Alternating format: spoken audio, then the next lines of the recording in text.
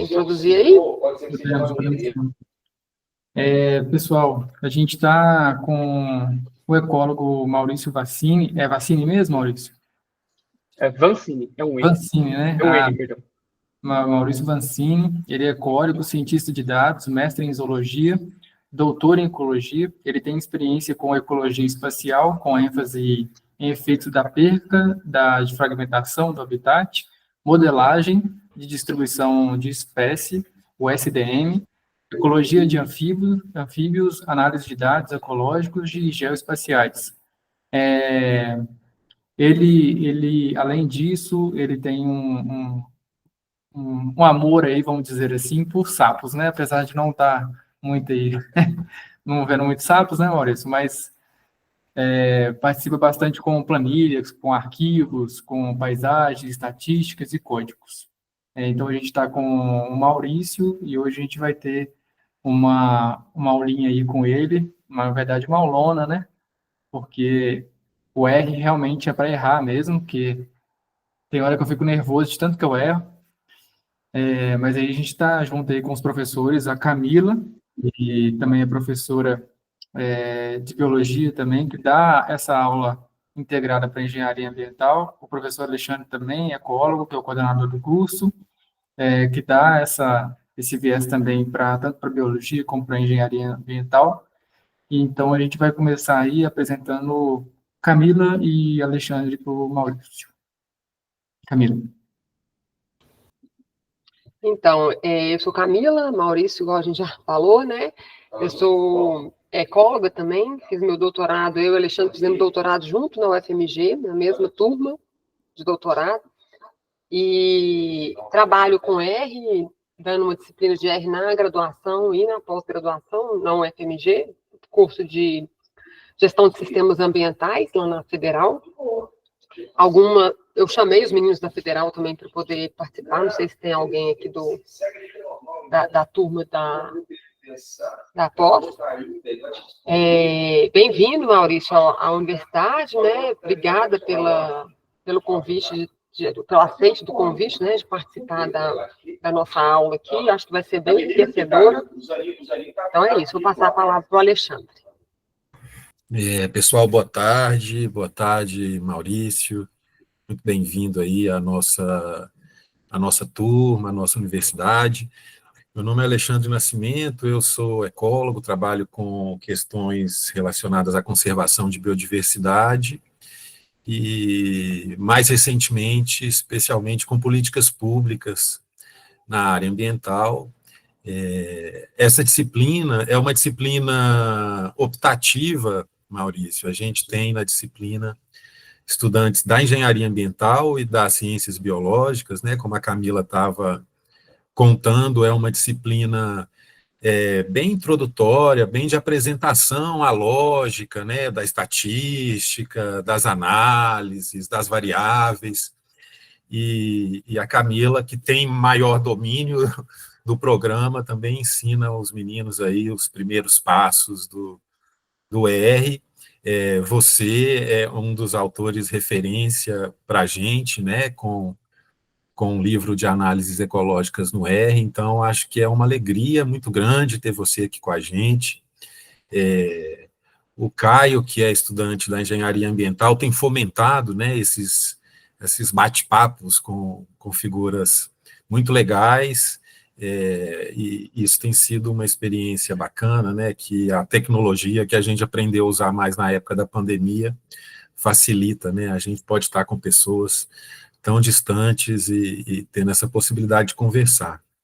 Então, acho que é isso, eu acho que a ideia inicial é o convidado falar um pouco, né, Caio? Vocês combinaram nesse sentido, como tem sido, não? Eu tinha conversado com o Maurício no e-mail, e no caso a gente vai ter um bate-papo aí vai falar sobre o livro dele, né, sobre as questões, o que ele acha mais importante, por exemplo, para as nossas disciplinas de engenharia ambiental e biologia. A gente vai ter uns 30, 35 minutinhos, depois as perguntas da galera, para que a gente possa percorrer aí tranquilo. Mas você pode fluir aí tranquilo, tá, Maurício? E muito obrigado por ter aceitado. E parabéns pelo livro, que eu estou apaixonado, apesar de errar bastante. Maurício. Oi, gente. Boa tarde. Bom, boa tarde de novo, né? Primeiramente, eu agradeço o convite. Faz tempo que eu não falo por computador, assim, geralmente tenho conversado mais com as pessoas de volta, né, agora que saindo da pandemia. E, bom, acho que vocês falaram bastante, né? Acho que a única informação que não está atualizada é que eu estou começando um pós-doc aqui na Unicamp com o professor Matias Pires e a gente vai migrar um pouquinho. Eu trabalhei bastante no doutorado com a Mata Atlântica, os anfíbios, agora eu vou para a Amazônia trabalhar com plantas, incêndios, efeito de borda. Então tô virando uma chavinha assim, de florestas. E aí hoje, bom, posso compartilhar minha tela, né, Caio? Pode sim, você pode ficar à vontade, tá? Beleza, deixa eu ver se ela foi. Foi. Então, pegando as informações que o Caio falou para mim no e-mail, assim, eu montei mais ou menos o que eu vou falar. Eu vou tentar ficar dentro dessa meia hora, porque às vezes eu me empolgo. Mas eu vou falar então sobre as análises ecológicas no R, a importância das análises estatísticas para a ecologia e a transdisciplinaridade. Eu não sei se eu vou conseguir falar muito das disciplinas da engenharia ambiental, porque na verdade, eu desconheço, assim, até onde vocês avançam na parte estatística ou vocês ficam mais na parte de mecanística, de entender, né, cálculo 1, cálculo 2, álgebra de linha, esse tipo de coisa. Mas vamos chegar até o final da minha apresentação, e aí depois a gente começa a responder as perguntas e a gente pode ir aprofundando, né, para saber se eu consigo contribuir ou pelo menos trazer uma nova visão ou uma outra visão, né, sobre essa parte da importância da linguagem de programação de fato, não só do R, né, mas dá para a gente abrir para outra linguagem de programação, e softwares também que tem essa parte de geoprocessamento ou até a parte de análises, né? Mas enfim, conforme a gente for avançando, a gente vê. Então, o que eu vou falar hoje? Eu vou falar sobre... deixa eu só... Vou falar sobre a parte de linguagem de programação. Essa foi uma palestra que eu já fiz aqui na Unicamp, estou conversando com a galera sobre o livro, então eu expandi um pouco mais, depois eu afunilo no livro. Aí eu vou falar da linguagem RC, aplicações para a ecologia, depois passar um pouquinho mais profundo sobre os livros, os capítulos, né? E no final, essa importância das análises estatísticas na ecologia e para essa transdisciplinaridade. Bom, acho que a pergunta inicial que, quando a gente aprende a linguagem de programação R, é que talvez a gente esqueça que é basicamente aprender a falar uma outra língua, né? Como se fosse inglês, francês, espanhol, enfim. E eu não sei se todo mundo já assistiu esse filme, eu recomendo fortemente. Resumindo, para não dar spoiler, é um dos meus filmes preferidos de alienígena, porque os alienígenas chegam em vários lugares. Primeiro que eles não chegam só nos Estados Unidos, eles chegam em vários países, e eles não falam inglês, contravendo, assim, em Hollywood. Eles falam uma outra língua, só que eles falam não uma língua escrita, eles falam uma língua circular. E aí o filme todo se desenvolve entre uma professora de linguística estudando, aprendendo como essa língua funciona, e como que a linguagem acaba interferindo no modo que ela vê o mundo, e isso acaba afetando, inclusive, o cérebro dela, né? E às vezes eu acabo percebendo que, sim, estudando outras linguagens de programação, a gente acaba equacionando os problemas de outra forma, ter uma outra forma de pensar os problemas que antes a gente não conseguia. Então, é um filme interessante para fazer o paralelo com essa palestra. E aí, como que funciona uma linguagem de programação? Né? Pensando no que a gente tem para falar hoje, né? A gente tem lá nós, e a gente tem uma ideia. E a gente vai desenvolver essa ideia através de um raciocínio lógico. E para a gente conseguir fazer essas análises um pouco mais complexas, né, que exigem grandes arquivos ou outros tipos de formato de arquivo, a gente vai sair de um raciocínio lógico e entrar numa lógica de programação para criar um algoritmo, ou seja, um script. E a gente vai escrever esse script para falar para o computador, não na linguagem do computador, né, que é uma linguagem binária que a gente não entende, que seria isso aqui, a linguagem de máquina. A gente escreve o script na nossa linguagem mais próxima, que seria, por exemplo, R, ou Python, ou C, ou JavaScript, que é uma linguagem que a gente consegue ali se comunicar. Isso pode ser tanto transformado numa linguagem interpretativa, que basicamente o computador vai lá e traduz aquilo e já lê, ou a gente cria um arquivo executável, .exe, que aí são as linguagens compiladas. A gente compila aquilo e ele vai gerar um negócio. Então, a gente tem essa linha, né? Esse fluxo aqui. A gente tem uma ideia, que a professora Camila deve falar para vocês, tem uma ideia uma pergunta ecológica, alguma coisa que a gente quer responder, a gente formular nossas hipóteses, a gente vai partir disso de um ponto de vista estatístico, né? A gente vai criar um modelo, a gente vai criar alguma matemática para resolver aquilo, porque vocês devem ter visto na estatística, a gente não amostra toda a população, né? A gente pega um pedacinho só, que são as amostras, e a gente assume que aquilo é representativo da população, e através da estatística a gente consegue fazer inferência, né? Para fazer essa inferência, a gente precisa de probabilidade. E essas probabilidades são muito mais fáceis de fazer quando a gente está usando o computador. Então, é por isso que uma das aplicações do R é justamente isso, né? Fazer o computador fazer essas análises estatísticas complexas através da nossa ideia, traduzindo através de um script. Acho que esse slide resume bem, assim, talvez a disciplina, né? E a gente tem várias linguagens de programação, como eu tinha comentado para você. Essa definição de interpretada e compilada, ela é um pouco nebulosa, vamos dizer assim, entre aspas, porque tem muita linguagem que é interpretada, que dá para criar um compilador, tem muita compilador que dá para fazer interpretada, mas, enfim, de modo geral, para a gente que é ecólogo, a gente tem R, Python e não sei se vocês conhecem o Julia, que é uma linguagem que tem crescido bastante recentemente. É uma linguagem mais rápida, uma linguagem que funciona, talvez, assim, vai resolver grande parte dos problemas, né? Vocês vão, ao longo do tempo, descobrir que o R é um pouco lento para fazer algumas análises. O Python é um pouquinho mais rápido e o Julia está trazendo essa parte da aceleração para fazer essas análises. Então, a gente tem lá um código-fonte, vai ter um interpretador, e isso vai trazer para a nossa máquina, tanto Windows quanto Linux ou Mac. E isso é diferente do compilado, que é o C++, o Fortran ou Java, em que a gente vai criar o nosso código executável através de um compilador para depois rodar. Se todo mundo usa o Windows, já deu 2 cliques num executável para instalar alguma coisa, né? Então, o que esse executável está fazendo é rodando um código através de um softwarezinho. Isso é muito mais rápido do que se a gente tivesse uma linguagem interpretada. Mas eu estou indo muito a fundo, tá? Aqui é só para mostrar que tem esses 2 grandes grupos de linguagem de programação. O nosso mundo fica mais aqui na linguagem interpretada. E a linguagem R, vocês devem saber, ela está amplamente difundida, assim, né? Esse aqui é uma figura que eu acho muito engraçada, que o cara fez o login do caminhão dele com um Rzinho, assim, e aí esse R está indo no guincho. Mas, enfim, a ideia aqui é discutir mais que o R está sendo usado em vários lugares, e acho que vocês vão topar com ele eventualmente alguma coisa, principalmente na área de ecologia, né? A gente acabou adotando a linguagem R para fazer um monte de análise. E tem, bom, acho que vocês devem ter visto uma definição, né? Mas essa é uma definição que eu gosto, assim, que é uma linguagem de programação livre. Acho que esse é o primeiro ponto muito importante, que fez ela ficar muito mais difundida e utilizada, porque ela é open source. Eu acho que a galera da velha guarda deve conhecer o software estatística, SPSS, enfim, todos os softwares que eram pagos e eram super caros para a gente fazer as análises, né? Então, a gente dependia ou de craquear esses softwares, ou de algum professor que tinha uma licença, ou algum parceiro internacional que tinha esse software que fazia as análises para a gente. Com o R, lá no começo dos anos 2000, sendo livre, qualquer um podendo instalar e utilizar, uma revolução na ecologia, né? Então, o fato de ser uma linguagem livre, isso ampliou bastante a nossa possibilidade de análise.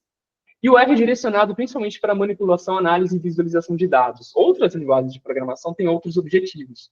O R, o principal objetivo dele, não faz sozinho, só isso, tá? Mas o principal objetivo dele mesmo, para ser utilizado pela gente, principalmente como usuários, é manipular uma tabela, é fazer uma análise estatística ou fazer um gráfico, um mapa, enfim. Essas são as principais utilidades do R para a gente, né? Só que o R também vem com diversas expansões que são, ou extensões que são pacotes, tá? Então, por exemplo, se vocês querem analisar um dado genético, vai ter um pacote específico. Se você quiser fazer um mapa, vai ter um outro pacote específico. Dado de som é um outro dado. E assim por diante. Então, a gente vai ter essas expansões no R, que são geradas pela própria comunidade que usa o R, para fazer com que ele faça análises específicas que outros softwares faziam, mas que o R está fazendo. Então, basicamente, a gente tira a nossa caixa de ferramentas, tira todas as ferramentas que a gente está utilizando com vários softwares, muitos deles proprietários, a gente passa a usar só a linguagem R. Isso uniformiza muito mais o nosso conhecimento, porque uma vez que você aprende a linguagem, transferir para fazer uma análise específica é muito mais fácil, né? A gente não precisa ficar aprendendo como o software funciona, é basicamente pegar o R e adaptar para aquilo que a gente precisa com um pacote específico, e as funções funcionam do mesmo jeito. Então, isso aumenta muito a nossa capacidade de reprodutibilidade das análises. Aqui só uma historinha curta, tá? O R começou pela linguagem S, é lá por um cara que trabalhava nos Estados Unidos, num laboratório específico. Isso foi lá ainda nos anos 70. Se a gente volta no tempo e começa a pensar que o ser humano chegou na Lua em 1969, o R tem uma história bem antiga, né? Se ele deriva dessa linguagem. E ele começou em 76, depois teve uma nova versão, e o S4, agora eu não sei se já está chegando no S6, mas o S4 é a classe de objetos que tem no R. Já devem ter topado com S3, S4 em algum momento. Se não toparam, vocês vão topar. E esse S4 veio dessa linguagem antiga que chamava S, tá? E ali, por volta dos anos 90, dois professores da Nova Zelândia, o Robert Gentleman e o Ross Ihaka, começaram a desenvolver uma linguagem baseada no S que fosse de open source, porque o S era pago ainda, era do Bell's Lab, que era se não me engano, um laboratório que pesquisava nos Estados Unidos a questão de comunicação, se não me engano, alguma coisa de telefone, mas eu não sei direito a história. E aí, reza a lenda, assim, o R se chama R porque é a inicial dos dois caras que criaram é R, ou o R vem antes do S. Então, tem essas duas historinhas para explicar por que o R chama R, né?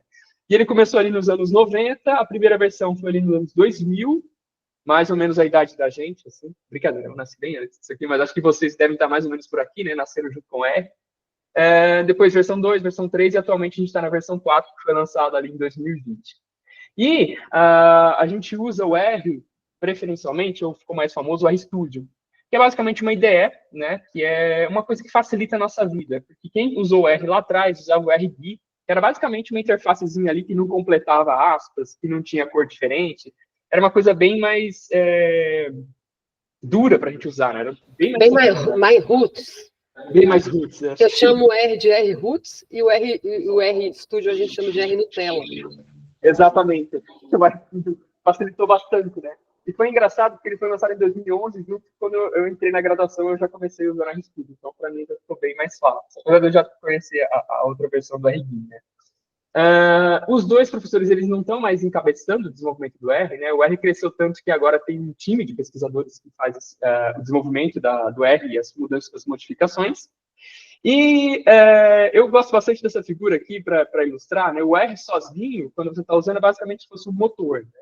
Mas a gente não senta em cima do motor e sai andando, né? A gente entra dentro do carro e aí a gente usa o volante, né? Tem o banco e tudo mais. Então, a RStudio é justamente para facilitar um pouco o uso da linguagem, né?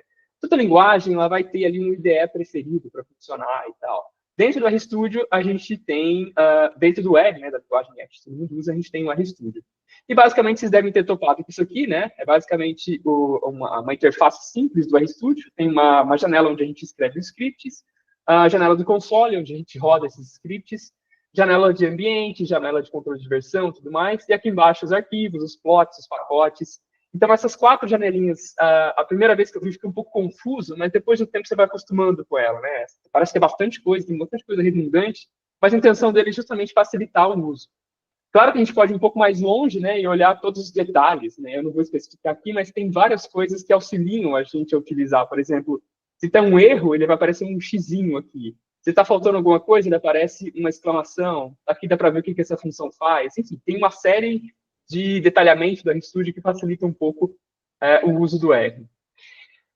Aqui é um slide que eu gosto de mostrar, assim, as aplicações gerais, né? Aquelas 3 coisas que eu tinha comentado com vocês, a manipulação, visualização e análise de dados, e aí a análise estatística ela pode ser univariada, que vocês vão ver no futuro, TST, regressão linear, ANOVA, enfim, mas também multivariada, PCA, RDA, NMDS, agrupamentos, ordenações, enfim, ele é conhecido por essas 2 características, tanto as estatísticas univariadas quanto multivariadas.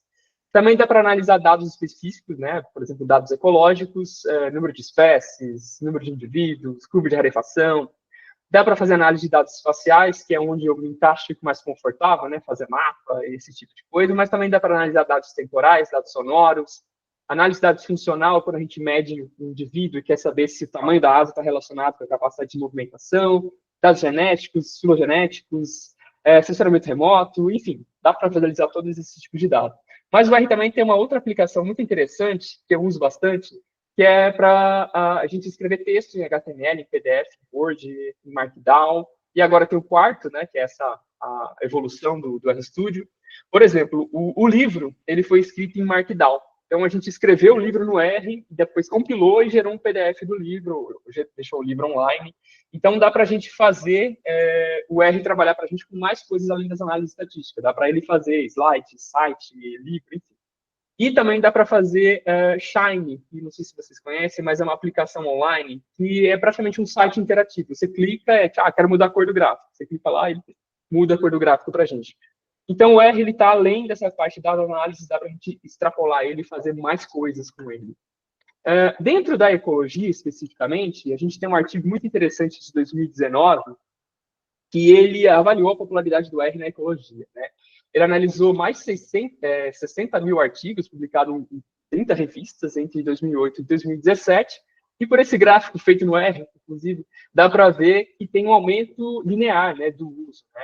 O R foi lançado lá em 2000, acho que ele ficou popular ali por volta de 2004, 2005, e a partir de 2008 ele começa a crescer, né? Então, lá em 2008, a gente tinha mais ou menos 10% dos artigos usando o R, e em 2017, quando eles terminaram essa série temporal para analisar, isso já estava em quase 60%. Esses são os 10 pacotes mais comuns para utilização no R. Isso aqui é para fazer modelo linear, ou modelo linear misto, se não me engano. Isso aqui é para análise multivariada, análise multivariada, o APE, o MUMIN para fazer análise univariada, MGCV para modelo também univariado, para fazer GAN, o AD4 também é multivariado, enfim, a gente fica mais na questão univariada e multivariada, né, porque foi as grandes aplicações da ecologia dentro aplicações do R dentro da ecologia.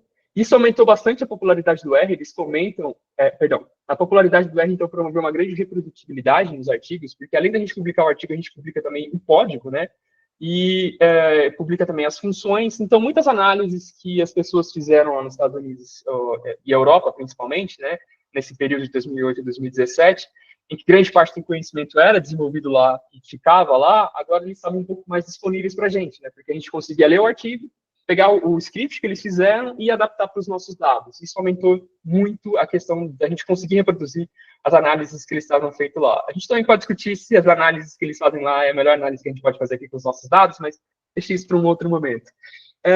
E ele também comenta no final do artigo que, apesar de outras linguagens serem utilizadas dentro da ecologia, né, como Python, principalmente para a galera da biotecnologia, na parte da genética, ele ainda é um componente significativo para as análises em ecologia, principalmente nessa parte final de estatística.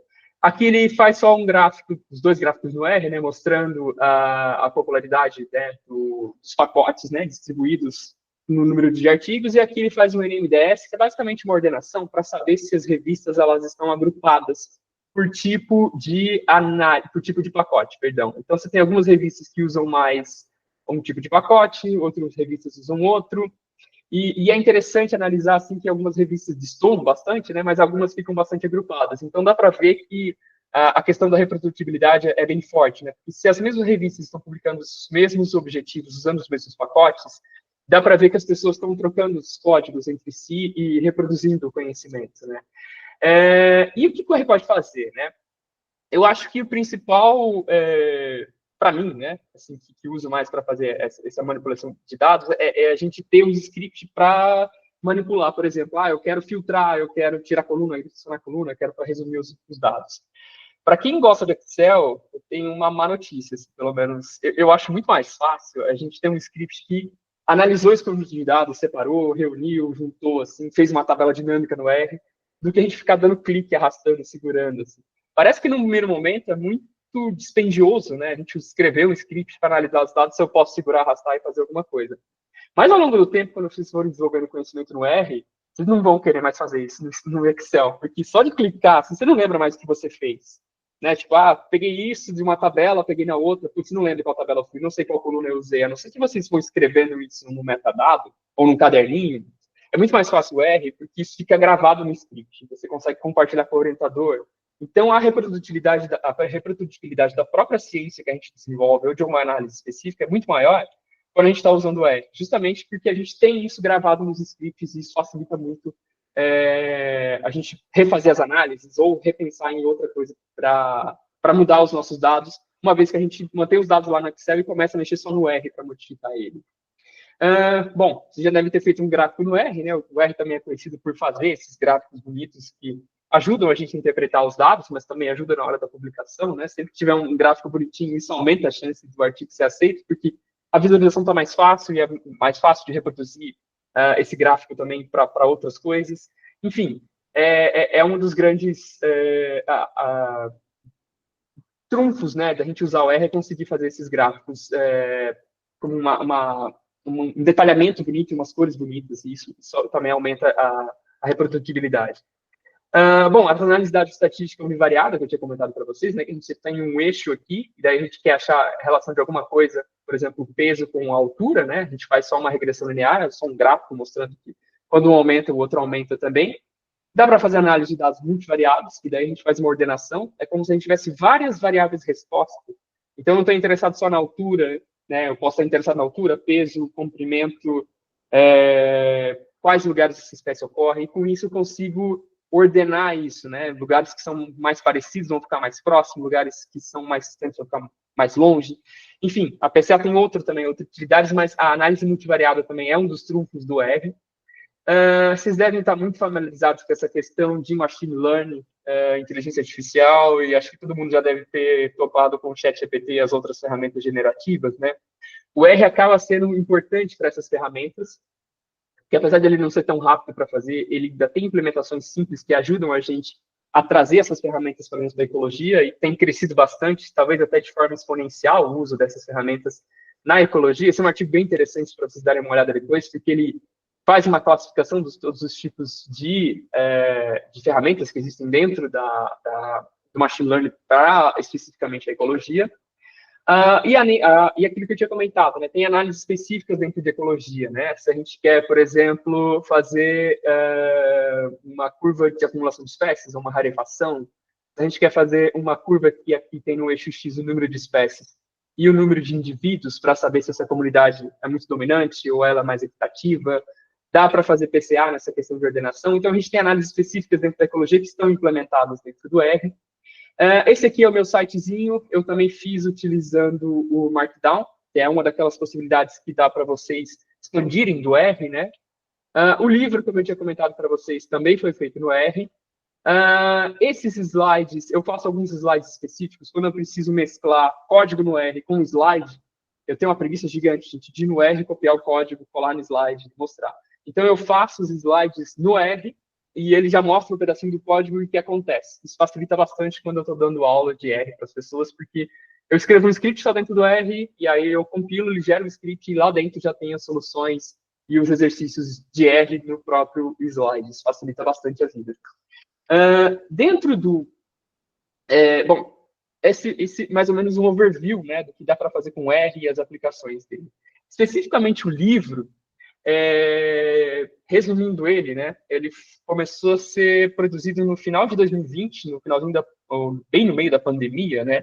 O Fernando, o Thiago e o Diogo, eles tinham uma apostila, essa apostila aqui, eu não sei se todo mundo conhece, mas eu estudei por ela para aprender R, que foi feita em 2011, para uma disciplina deles lá na Unesp de São José do Rio Preto, se eu não estou enganado. E aí, eles quiseram expandir, né, essa apostila 10 anos depois, e aí a gente começou a trabalhar no livro no finalzinho de 2020, a gente veio a concluir em março, acho que em março de 2022. Então, a gente ficou um ano escrevendo o livro, assim, fazendo reunião, um monte de outras coisas, no meio da pandemia. Tem pessoas no livro que eu não conheço pessoalmente, é muito interessante, assim, mas depois eu conto. Qual que foi o objetivo desse livro? Né? A gente ampliar o acesso à ferramenta de análise de dados em ecologia, porque apesar de ter pelo menos 3 ou 4 apostilas separadas, a gente não tinha um livro ainda em português que fosse acessível com todas as análises. Né? Então, esse foi um dos objetivos, deixar isso acessível, e basicamente o que a gente fez, né, na construção do livro foi sistematizar o nosso próprio conhecimento, né? Eu tinha uma disciplina de introdução de R e a parte geoespacial. O Diogo tinha uma disciplina de LM, ele colocou lá também. O Nandão e o Toyo, que são os dois autores, né? A gente chama de apelido, né? Depois de tanto tempo escrevendo o livro, eles tinham análises multivariadas, e aí eles começaram a colocar os capítulos. Então, a gente foi sistematizando o nosso conhecimento e solidificando ele na forma de livro, né? E uma coisa interessante que eu acho bastante importante, quando vocês foram lá do capítulo 7 ao capítulo 14, é que a gente tem uma abordagem focada em situações problemas. A gente sempre vai ter lá uma pergunta, uma hipótese associada a essa pergunta, e o teste estatístico para responder essa pergunta. Então, fica um pouco mais fácil da gente fazer um paralelo, né, com as dúvidas e as questões que a gente tem. E a questão da ecologia, eles acabam se repetindo um pouco, né? Em termos dos dados, né? Obviamente, a gente tem cada sistema, cada organismo, cada local, isso vai mudando, mas de forma geral, a gente não tem tantas análises estatísticas, então a gente consegue traçar um paralelo do que foi descrito no livro com a nossa situação real. E aí fica um pouco mais palatável da gente fazer as análises, né? Basicamente, ir lá, ver como é que está estruturado o código, copiar aquilo lá para os nossos dados e refazer a análise. E também a interpretação, né? Que eu acho que é muito importante no final. Tem sempre... uma coisa que a gente discutiu bastante no livro é: legal, eu tenho meus dados, tinha uma pergunta, minha hipótese, e terminei com um valor de P.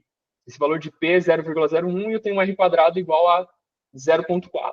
E o que isso quer dizer do ponto de vista ecológico? Então, no final de cada capítulo, a gente também traz uma interpretação ecológica para aquele resultado estatístico, que é fazer aquela volta final, né? Eu já vou mostrar a figurinha para vocês, mas a gente parte da teoria, faz as perguntas, as hipóteses estatísticas, as hipóteses ecológicas, a gente faz um teste e depois a gente volta para a teoria para confirmar se aquilo está funcionando, né? Então, o livro ele tem essa abordagem também de fazer essa interpretação.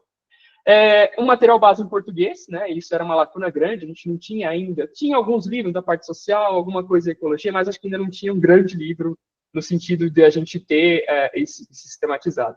E a gente direcionou isso, então, para pesquisadores e estudantes que têm também a questão de pouca oportunidade, né? A gente está aqui no Sudeste, eu não sei se tem alguém que veio de outro estado, mas geralmente em outros estados, não que seja unânime, né? A gente tem pessoas falando, mas geralmente os pesquisadores ficam aqui no eixo Rio, São Paulo, Minas, né? Rio Grande do Sul. A gente fica mais aqui porque tem mais pessoas para cá, tem mais universidades para cá. Então, a nossa ideia também era tentar deixar isso mais disponível para outras pessoas que não tinham acesso aos pesquisadores que estão concentrados aqui no Sul, né? No Sul, Sudeste, enfim. E então o livro ele acaba sendo isso. A gente tentou escrever também como se fosse autodidata, né? Então a pessoa não necessariamente precisa de alguém para guiar. Lendo o livro a pessoa consegue fazer um estudo dirigido, vamos assim. E tem uma parte no começo, não sei se vocês viram, que a gente dá sugestões de como estudar pelo livro, né? Que é uma parte interessante também. Muita coisa que eu aprendi foi autodidata, então eu acho que o livro talvez auxilie nesse sentido. Outra parte que é muito importante é que ele é gratuito, né?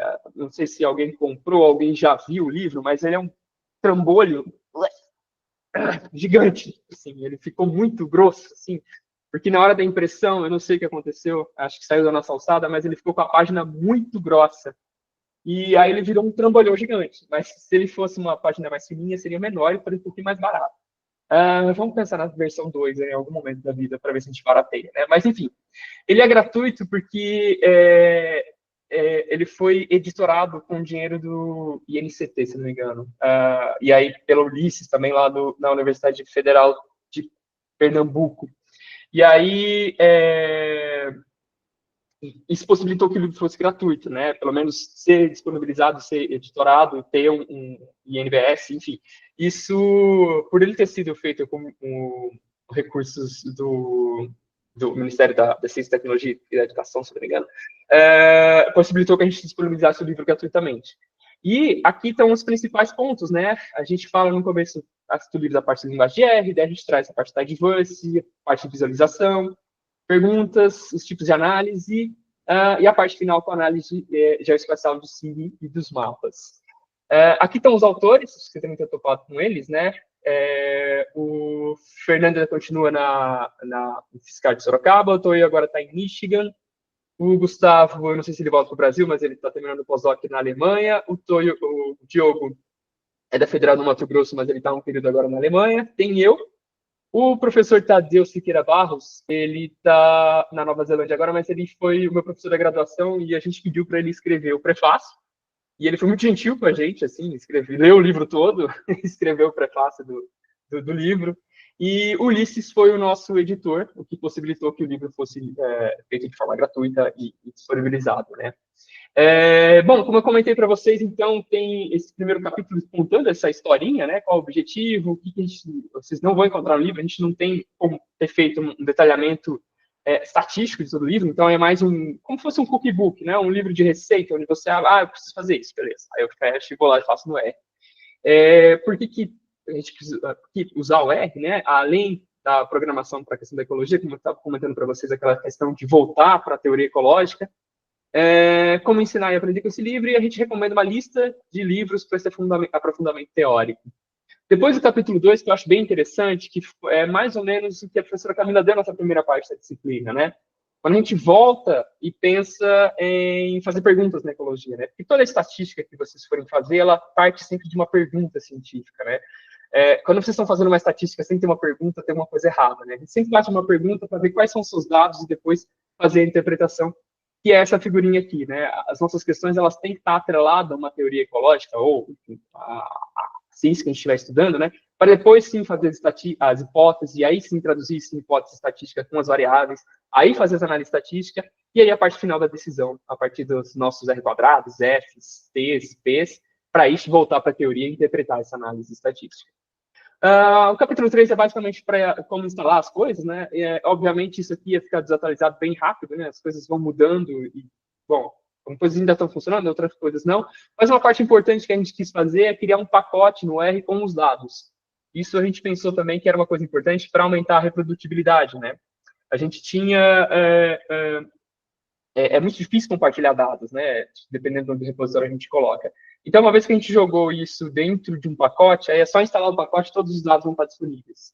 Isso facilitou bastante para a gente, né? Porque a gente tinha 5 pessoas trocando arquivos e tentando rodar em diferentes computadores, quanto para quem vai usar o livro, né? Isso facilitou bastante essa questão da disponibilização dos dados e para os exemplos funcionarem.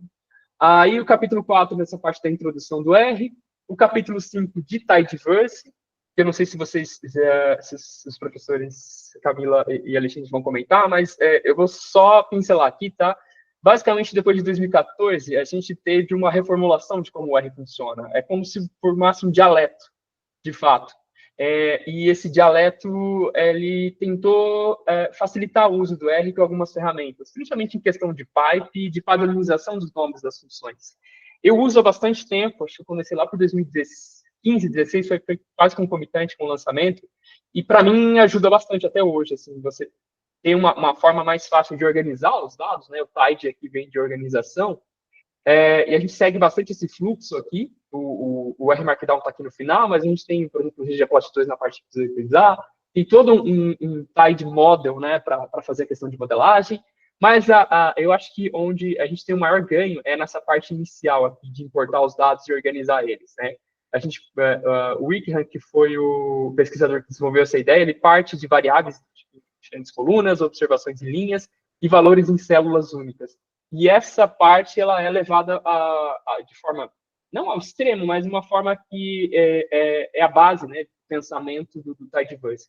Isso facilitou bastante a questão de análise e organização dos dados.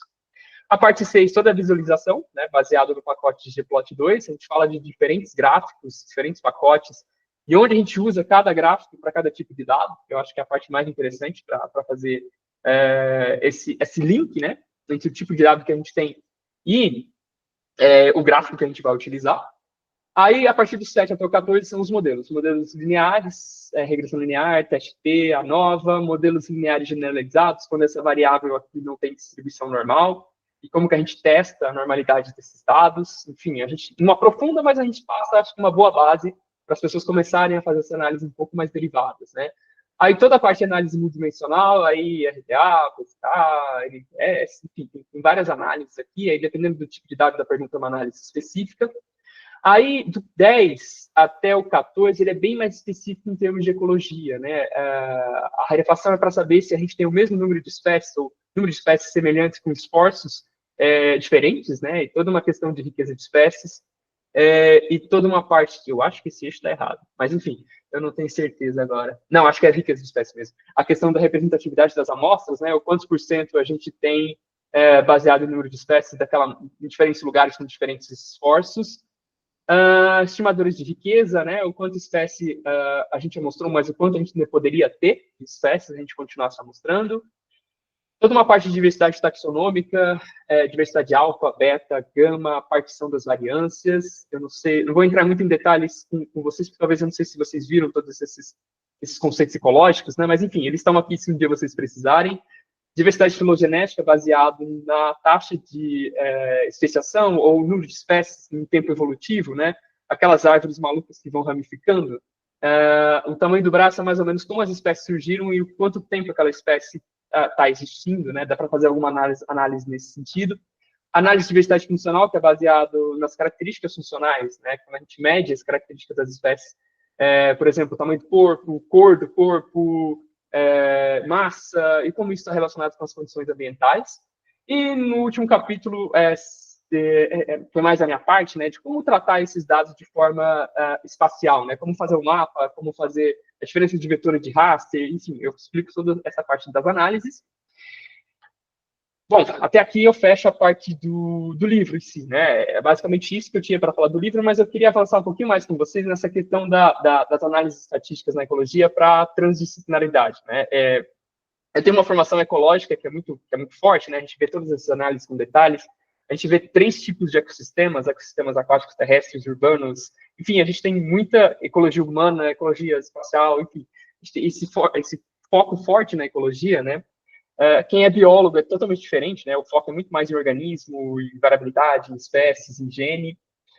Vocês, em engenharia ambiental, eu acho que é muito mais focado em uma questão mais aplicada, né? Como que vocês resolvem os problemas, por exemplo, de sanitários ou a questão de aterros. Se eu estiver falando alguma coisa errada, vocês me corrijam. Mas é mais uma questão de como que vocês conseguem aplicar as ferramentas de engenharia no ambiente, né, para solucionar esses grandes problemas. E tem uma interface que, na Unesp de Rio Claro, eu fiz a graduação, também tem uma disciplina, também tem uma graduação em engenharia ambiental, e a gente entrava em meio que conflitos. Assim, a gente tinha muita ecologia, eles tinham pouca ecologia, a gente tinha muito problema, mas eles tinham as soluções para os nossos problemas, né? E era muito triste que a gente não interagia, né? Tinha várias análises, eles tinham várias demandas e outras coisas que solucionavam, mas a gente nunca conseguiu convergir.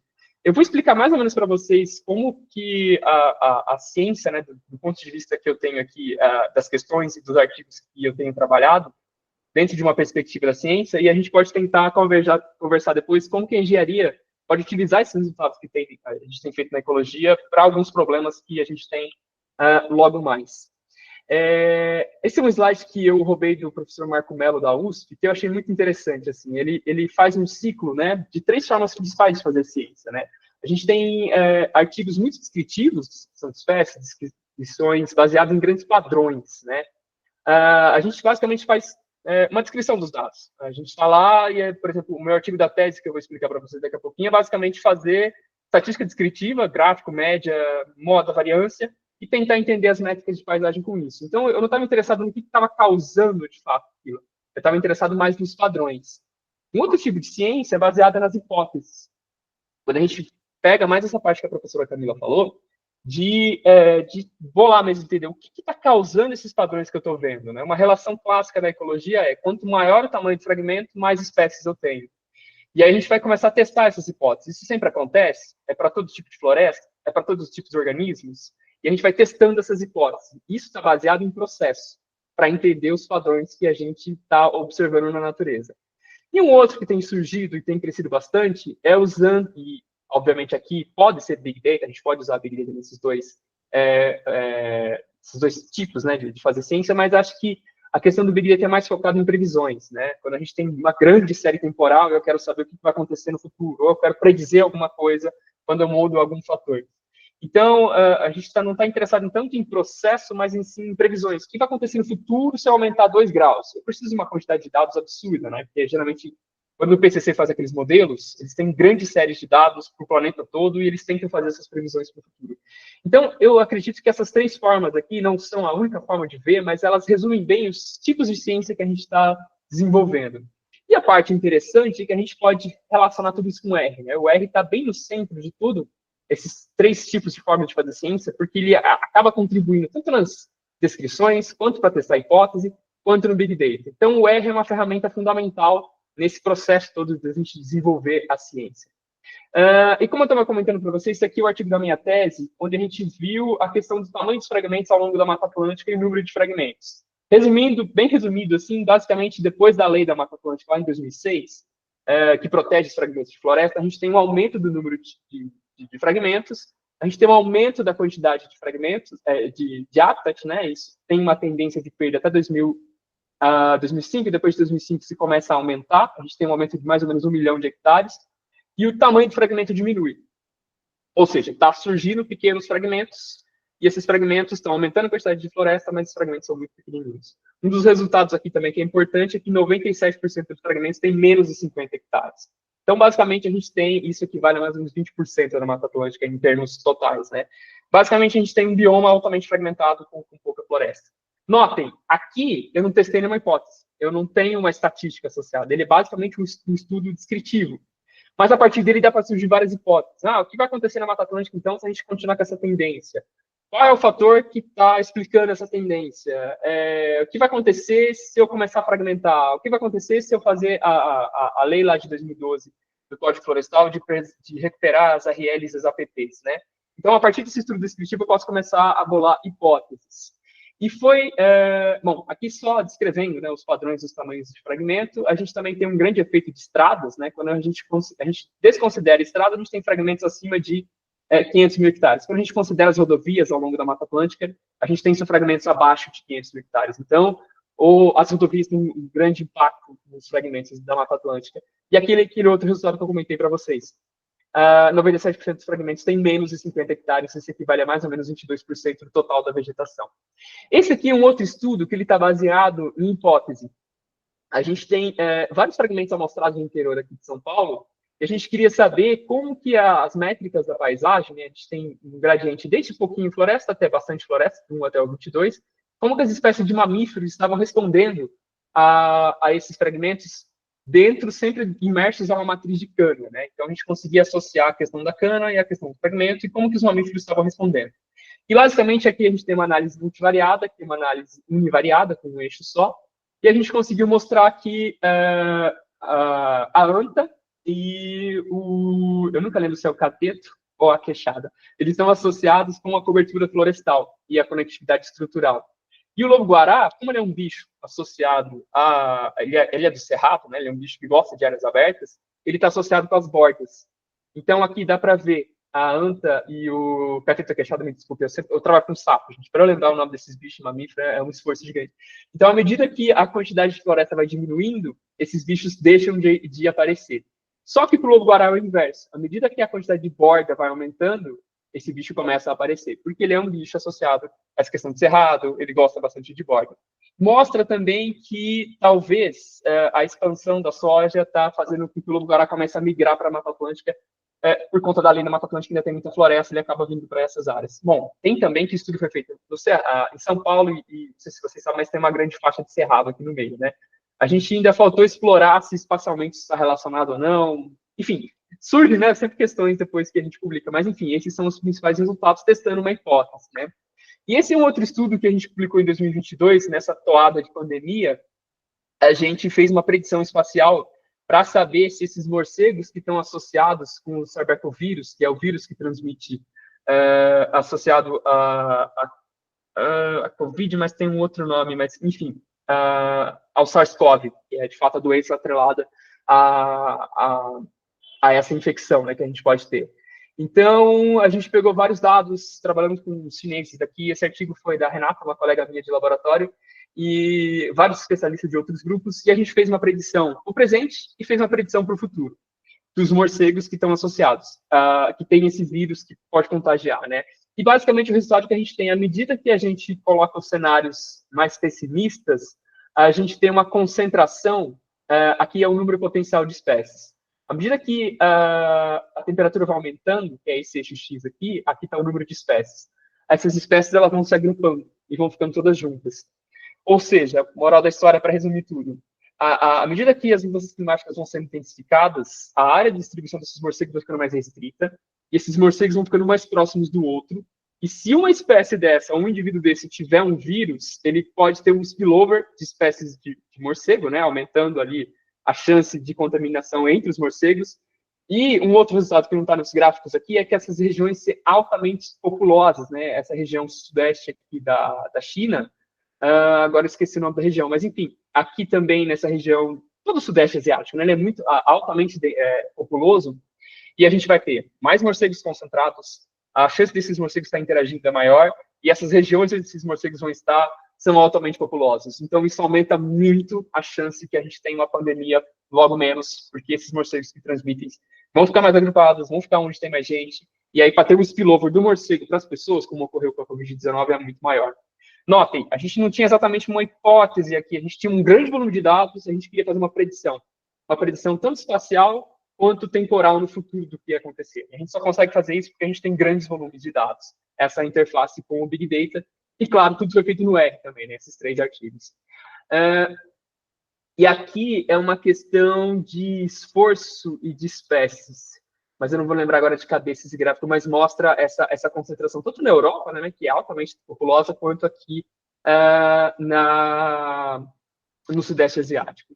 Mas, para não me alongar mais, só para terminar essa questão de transdisciplinaridade, a gente tem um modelo de Jansky que tem vários tipos, né? A gente pode ter várias disciplinas separadas, a gente pode ter uma pluridisciplinaridade quando a gente passa de uma para outra, mas uma questão horizontal, mas a gente pode também ter essa questão de interdisciplinaridade quando a gente dá uma cooperação um pouco maior entre disciplinas, né? A gente tem uma ordenação ali, uma coordenação, mas a gente quer chegar nessa transdisciplinaridade. Quando a gente rompe as barreiras que existem entre as disciplinas, a gente consegue conversar sem falar, eu sou ecólogo, eu sou biólogo, a gente está conversando numa mesa onde todo mundo consegue trocar as ideias e os métodos, e eu acredito que talvez o R seja uma ponte, né, que a gente consiga fazer essa conversa, porque o mesmo script que eu escrevo em ecologia dá para vocês traduzirem para as engenharias ou para outras disciplinas.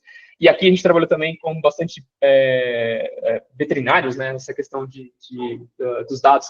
Então, talvez o R seja a ponte que una todas as pessoas para a gente fazer essa transdisciplinaridade, né. Bom, gente, é isso que eu tinha para falar para vocês. Se eu me alonguei um pouquinho mais, mas é isso. Dá para vocês acessarem o slide, tá? Eu posso mandar para o Caio, depois ele disponibiliza, mas se vocês quiserem tirar uma fotinha com o celular, dá para acessar esse slide depois. Muito obrigado. Maurício Vancini, olha, eu cada vez que eu faço esses vídeos, eu me apaixono, sabe? Porque eu vejo que é um trabalho bem legal, é um trabalho que requer muito estudo, muita dedicação, e você falando dessa transdisciplinaridade, é uma coisa que eu acho muito importante e que eu tento focar bastante entre engenharia ambiental e biologia, porque são áreas que, mesmo que produzem esquemas um pouco diferentes, elas se encontram e elas se somam muito. E, principalmente, a Universidade do Estado de Minas Gerais, ligando ao Polo Ibirité, a gente tem uma ligação muito com a área ecológica. E a gente vem aprendendo muito sobre essas questões mesmo de a gente ter essa integração com o meio biótico, que é muito importante para a nossa área. Inclusive, nós estamos no curso de engenharia ambiental, tem muitas pessoas que também estão vindo da biologia, já são formados, que vêm para a biologia, e essa integração mesmo entre os meninos e as meninas que estudam e fazem estudos de áreas, principalmente que vão para campo, como biologia, traçando, por exemplo, com esses gráficos que é o encontro mesmo com mapas, com essas difusões, são, assim, extremamente importantes mesmo para a nossa evolução. Então, primeiro eu gostaria de agradecer pelo livro, que o livro é sensacional mesmo, até agradecer a Camila, o professor, porque esse livro dá até uma paz para a gente, porque de tanto que a gente erra, o livro também fala assim, olha, continua errando, mas é assim mesmo. Antes de passar para a Camila e para o Alexandre, eu vou fazer uma pergunta para você que eu estou até ansioso para fazer, que é a seguinte, eu notei aqui. Quais são os pacotes que você considera indispensável para as análises ecológicas e por quê? Que você considera mais indispensável? Vixe, mas... É que a análise ecológica é uma coisa muito ampla, assim, né, cara, para te dizer, assim, mas dá para eu puxar, talvez, por tema, assim, para multivariada, eu acho que os primeiros pacotes que eu tive contato foi o vegan, ou vegan, depende, assim, né, que na verdade é um acrônimo para Vegetation Analysis. Eu acho que talvez seja um dos principais para a ecologia, assim, porque ele tem análises multivariadas, tem análises univariadas, tem toda a curva de rarefação, curva de acumulação de espécies. Então, eu acho que esse é um pacote indispensável, assim, para as análises em ecologia, de fato.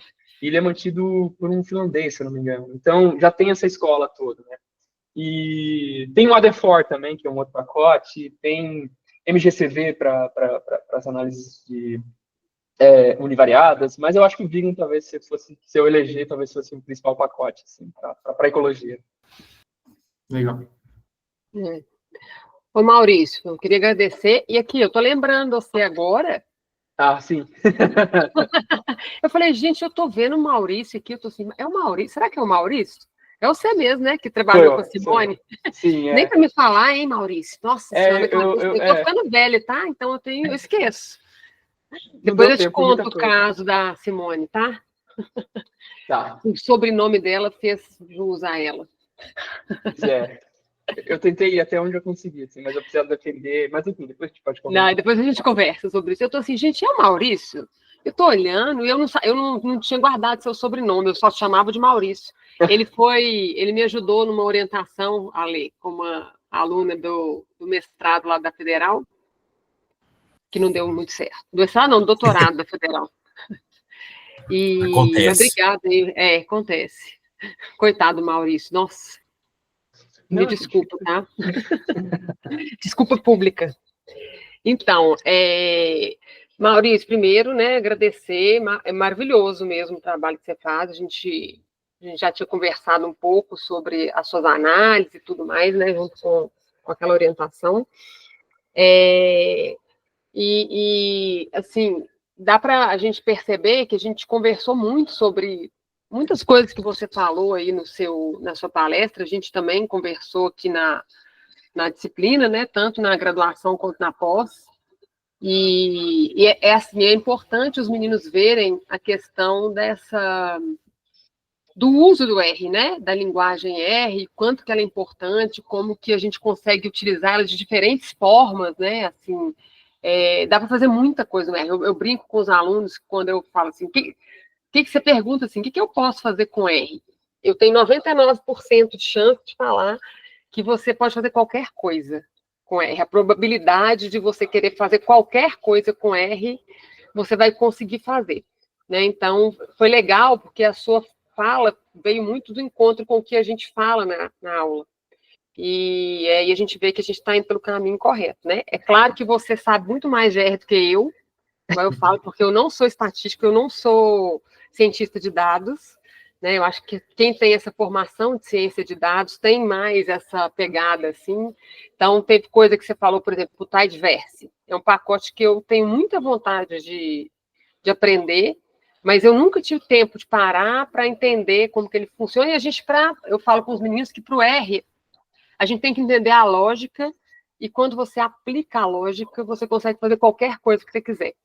Né? Então, assim, eu nunca tive tempo de destrinchar o Tidyverse, mas eu faço de outras maneiras, porque igual uma coisa que eu acho super legal no R também, é que a mesma coisa você consegue fazer de 350 formas diferentes.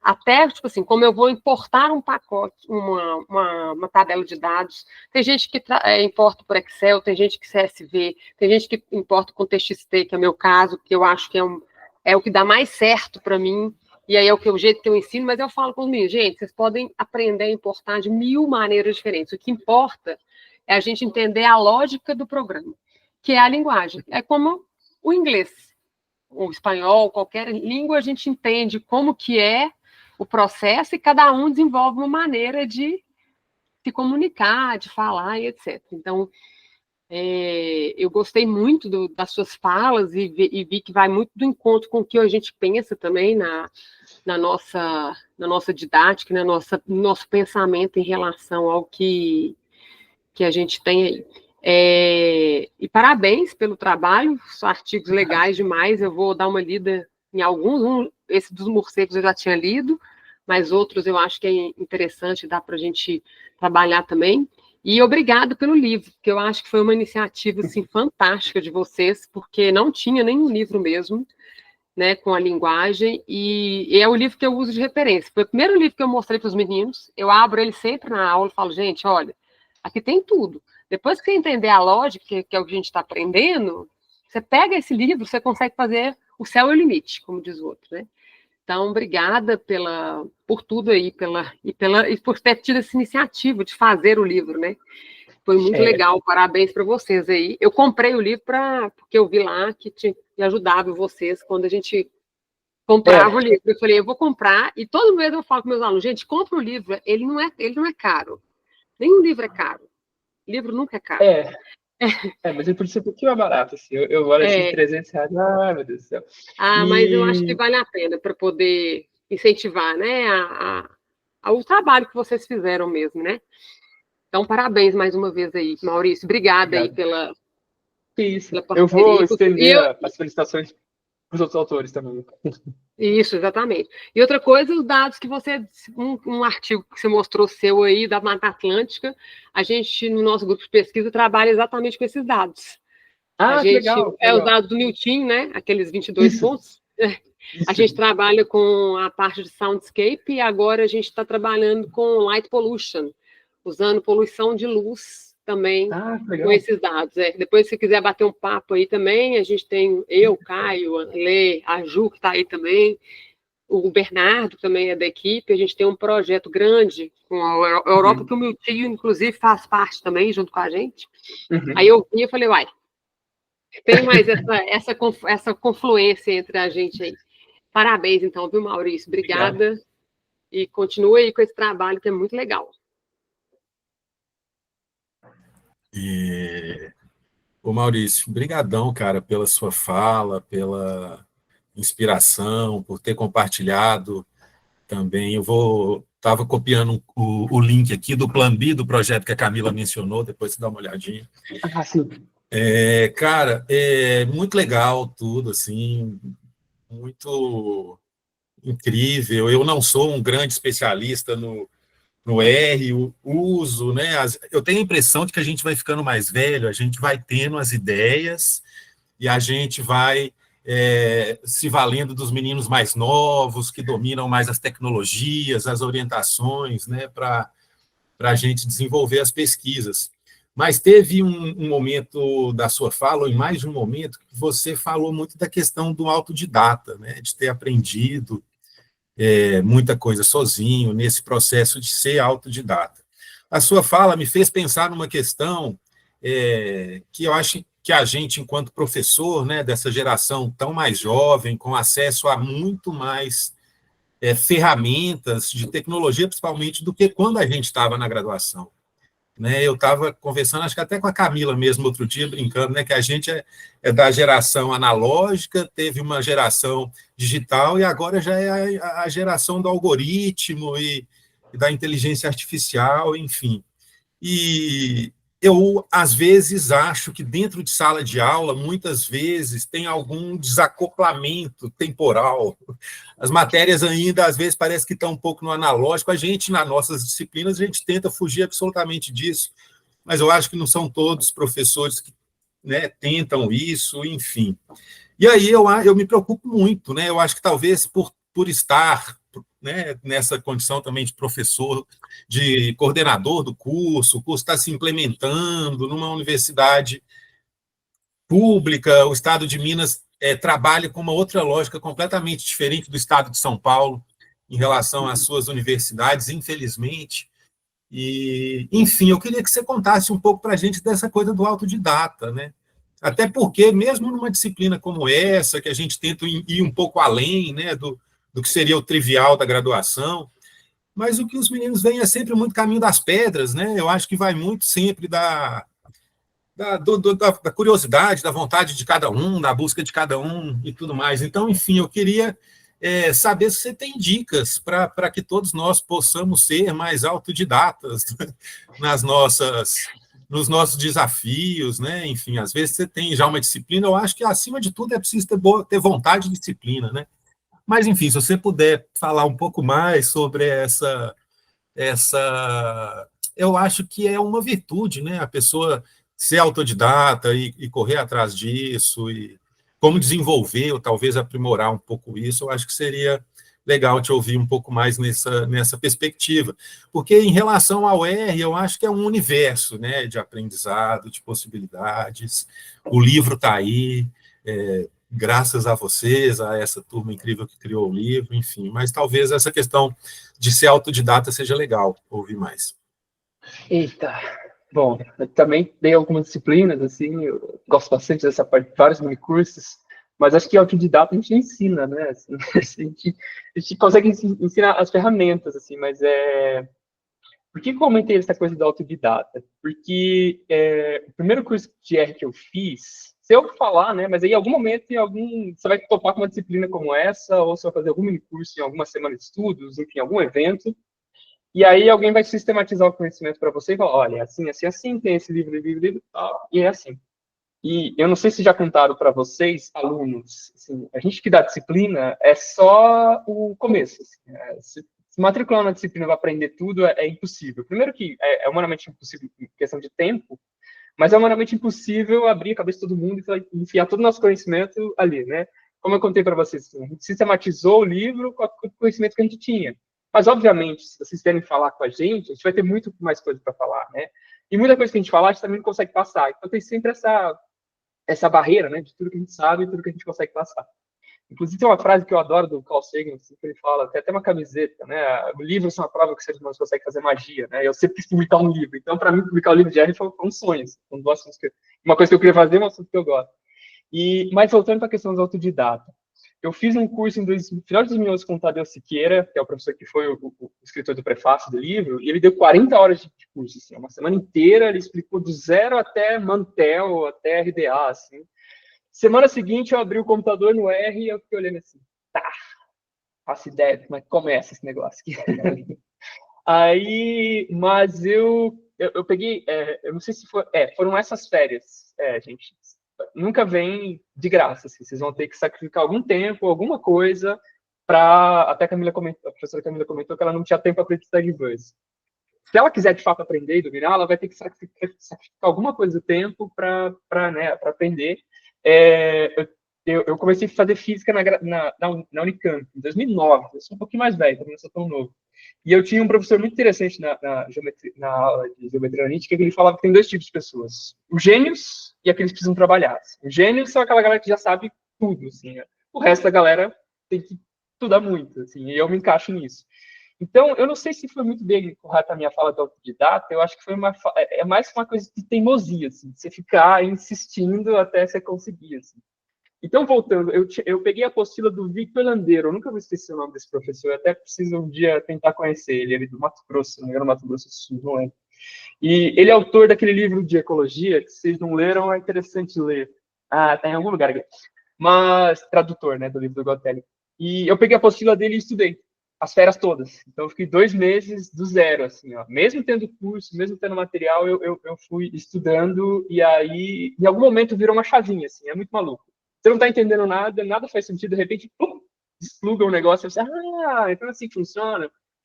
E talvez um dos segredos, e professor Alexandre, eu não fiz licenciatura, mas assim, eu gosto muito do Paulo Freire, né? Então, ele tem aquela frase, né? Você aprende ensinando e tem essa troca de alunos. Outra coisa, eu estudei nessa parte, mas em algum momento, lá para 2015, alguém pediu, dá um mini curso de R, e eu já estava usando, né? E aí sim, eu tive que sistematizar e pegar o que é um objeto, quais são os tipos de objetos, o que é uma matriz, como é que eu importo, quais são os problemas. Então, eu acho que uma das partes dessa questão de autodidata, talvez a gente possa traduzir para teimosia, mas também a questão do ensino. Eu acho que o ensino, para mim, foi fundamental. Assim. Quando eu comecei a sistematizar para ensinar, foi onde, de fato, eu tive que aprender muito. Assim. E isso também tem um paralelo muito grande com o Feynman. Não sei se todo mundo conhece o Richard Feynman, que é aquele método de aprendizado, né? Você pega um assunto super complexo, destrincha ele em vários momentos simples e tem que explicar para alguém, sei lá, para sua tia, para sua mãe, para uma criança pequena. E a partir do momento que você aprende aquilo de forma bem simples para explicar, você realmente domina aquele assunto. Então, eu acho que, resumindo, são esses três, né? Ser muito teimoso, tentar ensinar alguém essas coisas e partir desse método de simplificar as coisas para conseguir explicar. Eu acho que, não sei se é seu segredo, mas funcionou comigo. Muito Maurício, bom, foi a mesma coisa comigo, o R. Eu acho que o R todo mundo tem que estudar, que é isso. Porque é impossível você aprender R numa disciplina.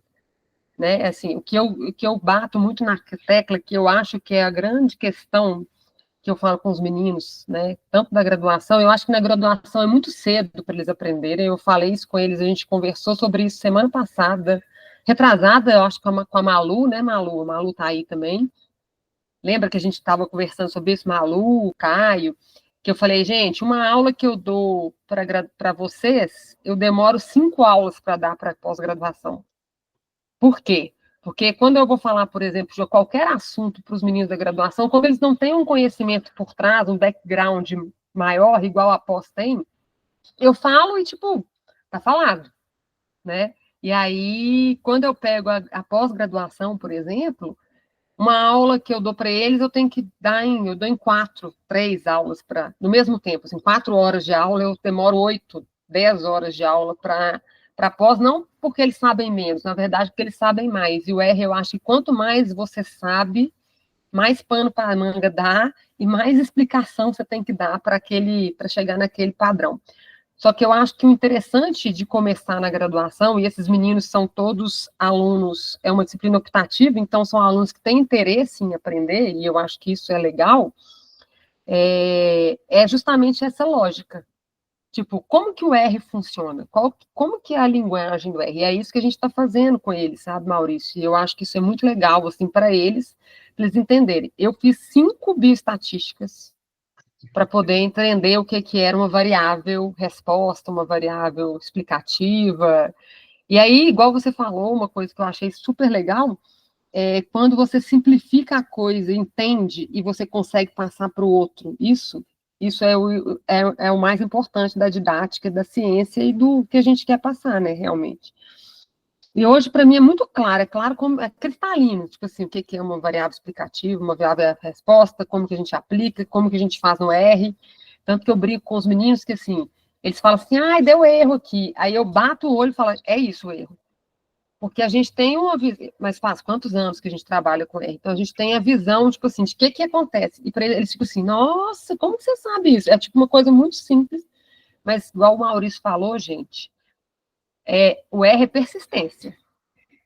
E a gente está dando a disciplina, se você não mexer daqui a 2 semanas, separar para as férias, quando a gente voltar, vai estar tudo esquecido.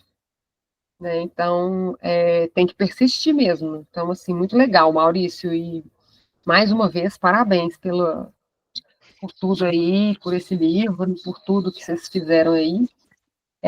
Uma coisa que eu queria te perguntar, aproveitando do livro, e você meio que falou na palestra rapidinho, assim, de vez em quando a gente vai tentar rodar algum script que tem no livro e dar uns erros, sabe?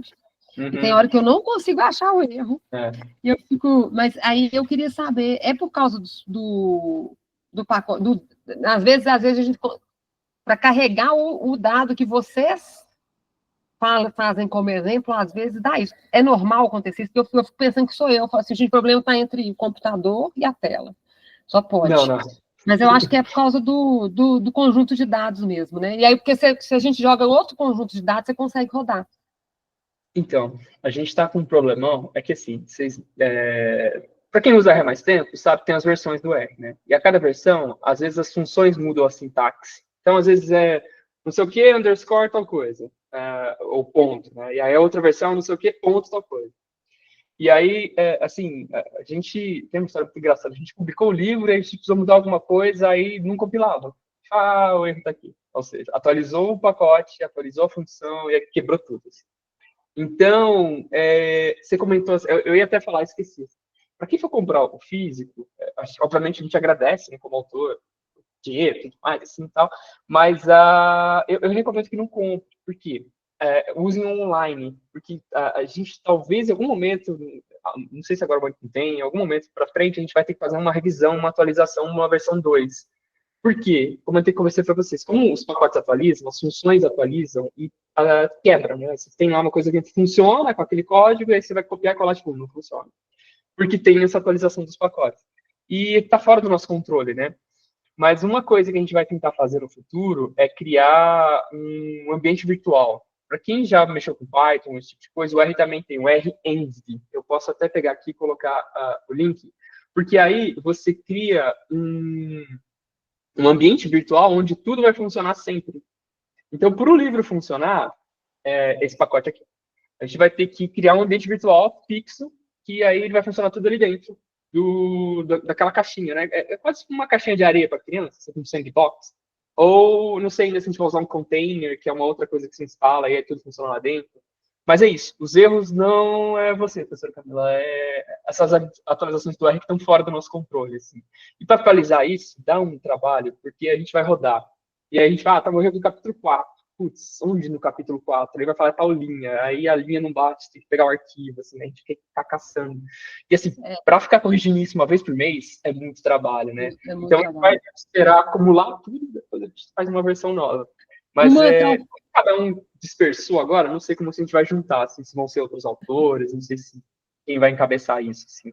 Eu já falei que só depois que eu virar professor que eu volto para esse tempo, foi muito tempo da minha vida. Uma coisa interessante, talvez, o Maurício, que eu uso quando eu dar esse erro, é justamente pegar a função do pacote, pegar o pacote, fazer a interrogação com o nome do pacote, que aí a gente vai ver as funções. Eu até mostrei para os meninos como que a gente lê as funções, a função e os... Gente, esqueci a palavra, é tão óbvio. É do help, mas as funções, os argumentos. Né? Como que a gente coloca os argumentos lá dentro, porque às vezes muda no pacote realmente. E eu imaginei que seria isso, mas eu falei assim, bom que o Maurício comentou isso na apresentação dele, eu vou fazer essa pergunta, porque às vezes alguém também tem essa dificuldade, então é isso mesmo, então era o que eu pensava. Mas é o que eu falo, assim, o R é o uso. Então, quando você vai usando, você vai aprendendo, e aí se você parar de usar uma função, depois você tem que voltar, daí que eu falo com os meninos, e que eu acho super legal do livro de vocês, que tem a explicação de cada uma das funções, dos argumentos, o que tem lá dentro. E isso eu falo com os alunos, acho que falhou minha internet. Caiu, né? Ainda tá, ok. Tá.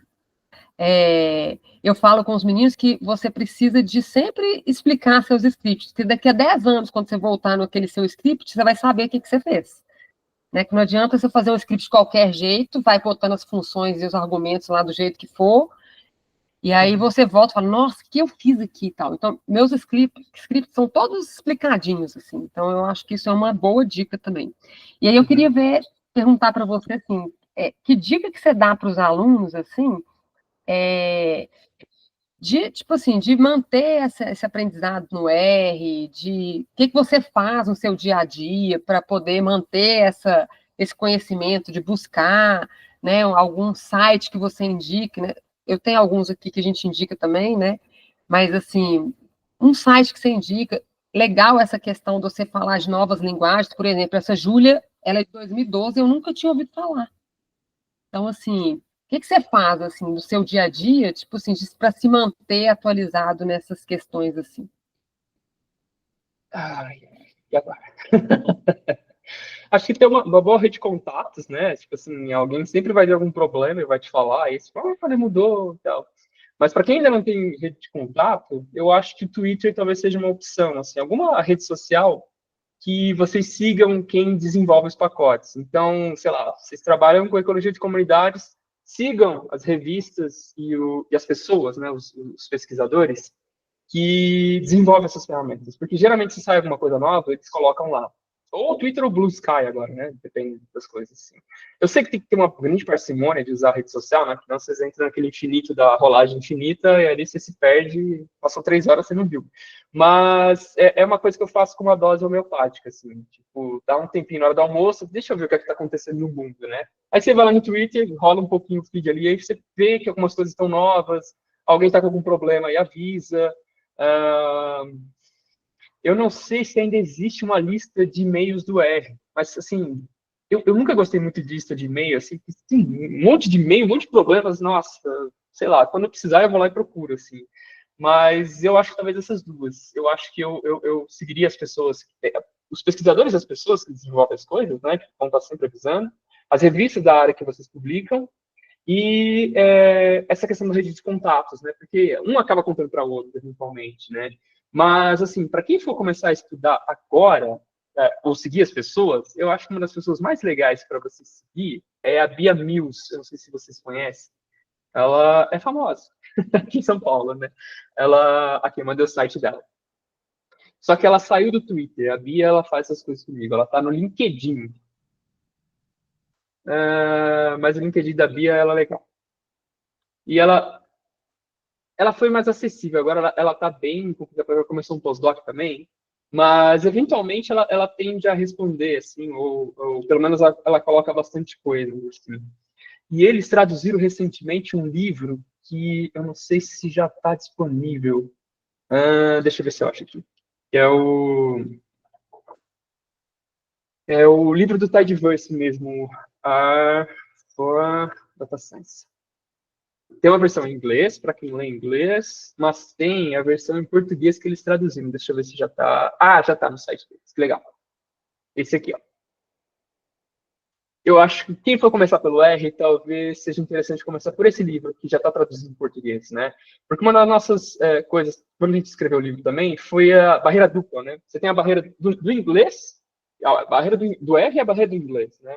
Porque, mesmo assim, eu não sou fluente em inglês, se eu ler ali meio capenga, falo meio capenga, dou meus pulos, assim. Mas, puxa, quando você tem que traduzir em inglês e traduzir o R, são duas coisas, né? Às vezes as chavinhas não conectam. Então, tendo traduzido, já é uma barreira a menos, né? Isso facilita bastante essa questão. E aqui já está tudo em Tidyverse. Então, professora Camila, se quiser começar por aqui, eu acho que é uma boa dica, assim. E ali vai funcionar bem. Mas acho que é isso, gente. Algumas pessoas chaves, né? Se seguem a Bia vai seguir várias pessoas, aí você vai recriando a sua rede de conexão de pessoas que vão te atualizando, assim. Mas o site do R também tem algumas coisas. No R Project, ele fala o que mudou de uma versão para outra. Mas, cara, eu não vou ficar lendo, é uma página gigantesca. Quem quiser. O site, se vocês viram um pouquinho mais para baixo, tem lá news. Eles estão no Mastodon. Não sei se alguém usa Mastodon. E aí, por ali, eles explicam, assim. É que depois da treta do Elon Musk lá, o Twitter ficou meio fora, né? Então, acho que o Blue Sky talvez seja uma dica boa, assim. E aí, por ali, eles vão postando. Eu acho que é uma boa forma de ficar atualizado. Assim. Só não caia no limbo de se contaminar com a rede social. Obrigada, Maurício. Ótimas dicas. Eu acho que é isso, Caio. Acho que não tem mais perguntas para ele. Não sei se o Ale tem. Alguém da turma aí. Alguém da turma, pessoal, quer aproveitar, fazer uma pergunta, uma curiosidade? Não? Ô Maurício, deixa eu te fazer uma pergunta pro forma, digamos, porque esse nosso projeto, né, de entrevistas e bate-papos com alguns convidados ilustres, a gente está transformando isso numa iniciativa de extensão do curso da engenharia. A gente criou uma página no YouTube e a gente tem disponibilizado algumas dessas conversas lá. A gente queria pedir sua autorização, se a gente pode depois colocar o vídeo lá, a gravação desse bate-papo. Pode sim. Tá tudo bem? Sem problema, sim. Obrigado, viu, por isso também, né, a gente te agradece.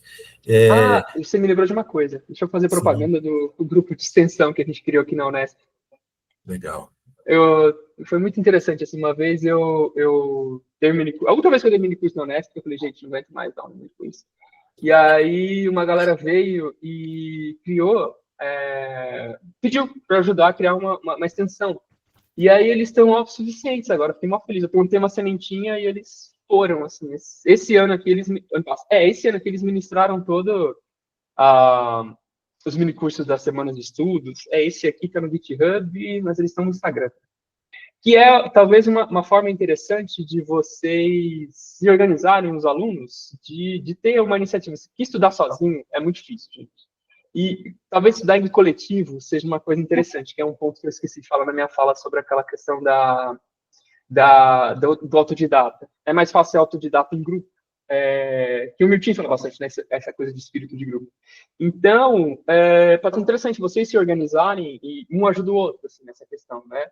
E aí vocês eventualmente chamam alguém mais experiente para ajudar, algum pós-graduando, ou mesmo professor. Enfim, talvez uma ideia interessante para vocês, já que já existe o grupo de extensão dessa conversa, né? Dali pode fazer um puxadinho e ter alguém só da parte de R, né? Mas é só uma ideia. Grupos de estudo, boa, muito bom. Maurício, a gente te agradece, cara, muito, passou voando o tempo. Se algum dos meninos quiser fazer uma fala também, aí, final de agradecimento, fiquem à vontade. Ingrid levantou a mão. Ingrid, fique à vontade para falar.